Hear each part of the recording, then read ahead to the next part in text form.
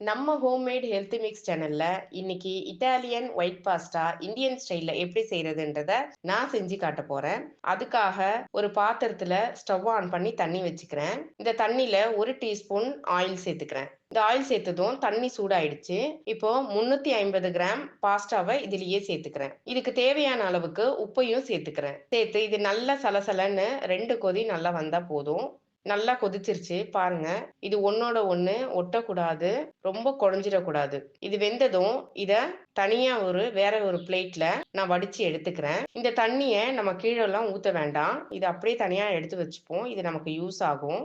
இது எத்தன பேர் சாப்பிடலாம்னா, காலையில டிஃபனுக்குன்னா 6 பேர் தாராளமா சாப்பிடலாம். இப்போ அதே ஸ்டவ்ல வேற ஒரு பாத்திரம் நான் வச்சுக்கிறேன். இந்த பேன வச்சுட்டு இது சூடானதும் நான் 1 டேபிள் ஸ்பூன் வெண்ணெய் சேர்த்துக்கிறேன். இப்போ அதுக்காக 1 கேப்சிகம் கியூப் சைஸ்ல கட் பண்ணி எடுத்திருக்கேன். 1 கேரட் பொடிசா கட் பண்ணி எடுத்திருக்கேன். 10 பல்லு பூண்டு அதையும் பொடிசா கட் பண்ணி எடுத்திருக்கேன். பெரிய வெங்காயம் 1 அதையும் கியூப் சைஸ்ல கட் பண்ணி எடுத்திருக்கேன். ஸ்லைஸ் சீஸ் 1 எடுத்திருக்கேன். 3 கிராம்பு எடுத்திருக்கேன். இப்போ இந்த வெண்ணெய் சூடாயிடுச்சு. அதுலயே இந்த கிராம்ப சேர்த்துக்கிறேன். அது கூடவே பொடியா கட் பண்ணி எடுத்து வச்சிருக்க பூண்டையும் சேர்த்துக்கிறேன். இந்த பூண்டோட ஃப்ளேவர் அந்த வெண்ணெயில ஃபுல்லா இறங்கணும். அந்த அளவுக்கு பொரிச்சு எடுத்துக்கலாம். இப்ப அது கூடவே நான் வெங்காயத்தையுமே சேர்த்துக்கிறேன். அது கூட கேரட்டையுமே சேர்த்துக்கிறேன். சேர்த்து இத நல்லா வதக்கி குடுத்துக்கிறேன். இது நல்லா வதங்குனதும் எடுத்து வச்சிருக்க கேப்சிகமையும் இதுலயே நான் சேர்த்துக்கிறேன். சேர்த்து இத வதக்கி குடுத்துட்டு, இப்போ இதுக்கு தேவையான அளவுக்கு நான் உப்பு சேர்த்துக்கிறேன். நல்லா 1 டீஸ்பூன் மிளகு பொடி எடுத்திருக்கேன். அதையும் இதுலயே சேர்த்துக்கிறேன். சில்லி ஃப்ளேக்ஸ் அதையும் 1 டீஸ்பூன் சேர்த்துக்கிறேன். இப்போ இந்த லீவ்ஸ் என்னன்னா, கற்பூரவள்ளி இலை இருக்கு பார்த்தீங்களா? அத ட்ரை பண்ணி நம்மளே இத வச்சுக்கலாம். அததான் இதோட நான் சேர்க்கிறேன். சேர்த்து இத நல்லா கலந்து குடுத்துக்கலாம். இத நல்லா வதக்கிக்கிறேன். இப்போ இதுதான் காரமே. உங்களுக்கு கொஞ்சம் காரம் தூக்கலா வேணும்னா கூட பெப்பர் சேர்த்துக்கோங்க. சேர்த்து இத நல்லா வதக்கி குடுத்துக்கிறேன். இது நல்லா வதக்குனதும், இப்போ வேற ஒரு பிளேட்ல இதையும் நான் தனியா எடுத்து வச்சுக்கிறேன்.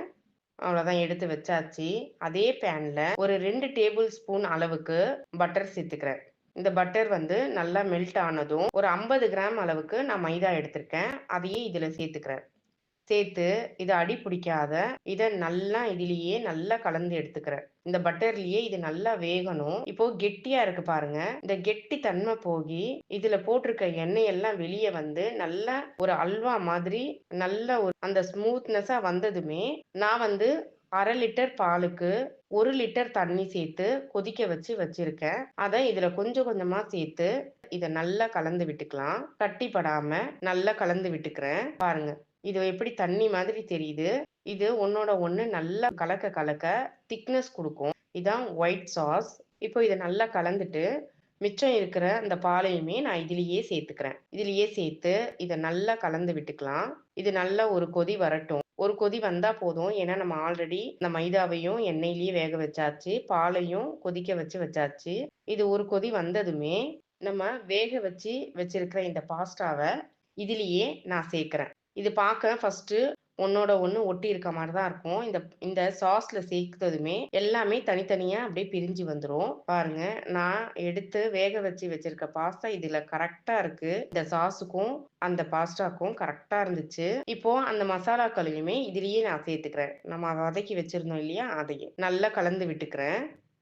இத நல்லா கலக்கி இத குழச்சிடக்கூடாது. நல்லா பொறுமையா இத நல்லா மிக்ஸ் பண்ணிக்கிறேன். எல்லாம் கலந்துட்டு, இப்போ திரும்பவும் ஒரு 1/2 டீஸ்பூன் அந்த கற்பூரவள்ளி இலைய நான் இதுல சேர்த்துக்கிறேன். கொஞ்சமா ஒரு 1/2 டீஸ்பூன் பெப்பர் சேர்த்துக்கிறேன். 1/2 டீஸ்பூன் சில்லி ஃப்ளேக்ஸ் சேர்த்துக்கிறேன். இப்போ இதுல உப்புலாம் கரெக்ட்டா இருக்கான்னு பார்த்துட்டு, உப்பையும் சேர்த்துக்கோங்க. எனக்கு இது எல்லாமே கரெக்ட்டா இருக்கு. இப்ப இத நல்லா கலந்து விட்டுட்டு பாருங்க ரெடி ஆயிடுச்சு. ஒயிட் பாஸ்டா அவ்ளோ சூப்பரா வந்திருக்கு. பாருங்க.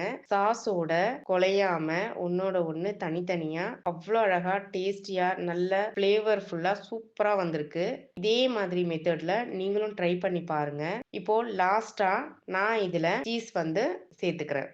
சேர்த்து சும்மா லைட்டா ஒரே ஒரு மிக்ஸ் பண்ணிக்கிறேன். மிக்ஸ் பண்ணிட்டு, லிட்ட போட்டு அப்படியே ஒரு 5 மினிட்ஸ் மட்டும் இத அப்படியே மூடி வச்சுட்டு, குழந்தைங்களுக்கு, பெரியவங்களுக்கு எல்லாருக்குமே குடுக்கலாம். நீங்களும் ட்ரை பண்ணி பாருங்க.